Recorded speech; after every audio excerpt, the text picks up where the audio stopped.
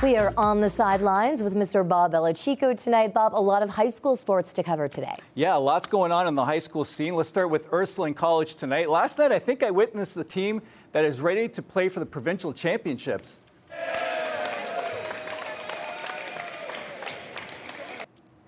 Chatham's Ursuline College swept aside the home team St. Joe's Lasers in straight sets to advance to OFSA. It's normally really loud at Laser Dome, but not last night. The Lancers went to OFSA a year ago, but didn't make it out of pool play. They sure look ready right now, though. It was a great season for St. Joe's. Don't dismiss that. They were undefeated heading into the SWASA championship. Our team, just the excitement, it just wasn't there at the last couple sets, but, you know, we won WEXA, and we did all the best we could. We've been working on consistency and playing up to our potential all year. So, and we're bringing a lot of energy. So, we hope for the best, and that's it. You don't want to go out pool play this year? No, for sure. No, we want to make a run, and we're very capable of doing so. They sure look good, and so does the Essex Red Raiders, who are hoping to follow suit and punch their ticket to OFSA. The Raiders beat Erie Migration in AA final last week and host Chatham's John McGregor for the SWASA Championship Thursday in Essex. Game starts at 5 p.m. The Raiders made it to OFSA a year ago, but got bounced in pool play. Great opportunity. We've been here before. We know what it's like. Hopefully we can get on top again. We've played them before. We know how they're like. We have, I think, 6 returning players, so we know what it feels like from last year losing in the consolation finals. So I think that just motivates us to work harder in practice to play better this Thursday and hopefully in OFSA. So the Spits have another late weekend, a couple of games on the schedule. Yeah, it's good for the body to rest a little bit. You know, 2 is good, better than 3 and 3. So Windsor welcomes the Sioux to town on Thursday before heading to Guelph on Friday. For the 3rd straight week, Windsor is playing only twice. I feel like our body needs it sometimes. Like we're always working out always on the ice and everything. So I feel like 2 games feels good, and then we have the day off after, which is good. And then next week we play 3 and 3 games in 3 days. So it'll be a lot. So I feel like it's good that we have 2 games this weekend. Now, having a lighter game schedule is helping team trainer Rob Maggio do his thing with players. Maggio says they are now in phase 2 of his program. The first phase helped maintain gains players made during the offseason. Right now, they are in phase 2, which has more power and exercises for hand-eye coordination. In phase 3, he'll decrease volume and maintain minimal amount of strength and power while increasing hand-eye coordination so that the players are sharp on the ice for playoffs. He's usually just, obviously trying to put on more strength, but just trying to keep our weight.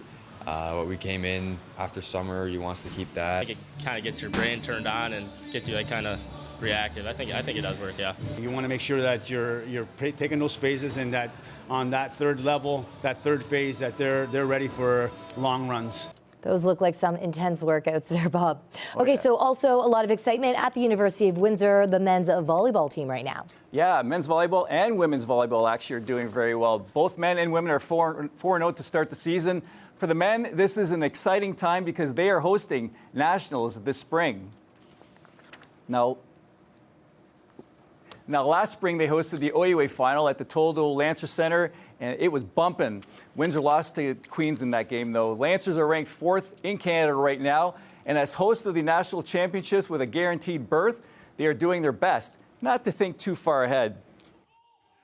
There's a lot of good things that can happen with being in the moment, taking care of practice on a Tuesday night, and bringing it every day. Don't worry about the future, just stay in your present, stay in your spot, one at a time. It has been a good start. It's early though, so we, as Coach Will Alexander would say, there's only one match on the calendar, and in this case, it's Friday night against TMU. That game is Friday at the Toldo Lancer Center. Now switching to high school football, Holy Names dethroned Herman as city champs last weekend.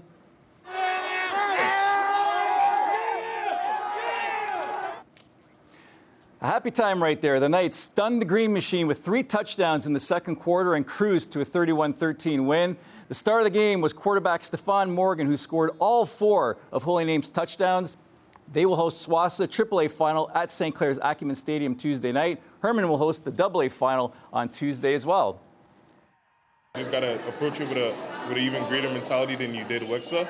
But me personally, I've been there those 2 years that we lost, so I'm really excited to be able to play that game. I mean, we've been preparing since August, and we've been so focused for all these months, and it's finally starting to pay off, so we got to just finish the job now.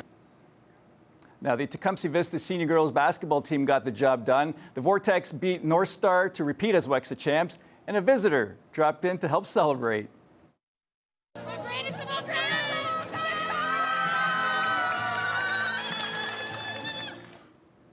I still can't get over there. Yeah, don't have to rub your eyes. That is actually a goat inside the Sportsplex at St. Clair College.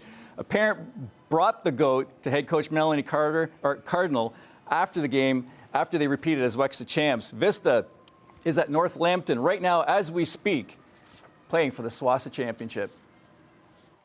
It feels great to be able to come back again and see what we can do this year. You know, I don't think we're playing the same team, so it's going to be like we're stepping into something new this year. We haven't played them before. I think we just have a good mindset this year, and we just really wanted more this year. We learned from what our mistakes were last year, so now we're just here to fix them and do better. Hopefully they can pull it off. And hey, we're rooting for St. Anne's too. They are at Sarnia St. Pat's right now, trying to dethrone the three-time LK champ. And can I take a minute? Let's take a minute. I want to say hello to a quick Spitfire fan, Nathan. I met him last week at the game, and he was awesome. So hello, Nathan. And to my fellow Purple Raiders who attended the 155th Assumption reunion. A few of the old coaches watch, and I know they appreciate this segment. Nice. And we appreciate them watching it. So thanks and hello to everybody. Okay, we have to get back to this goat. Have you ever seen anything like that? Listen, I've seen some cool things throughout the years. I've seen a promposal after the game, but never a goat. Yeah.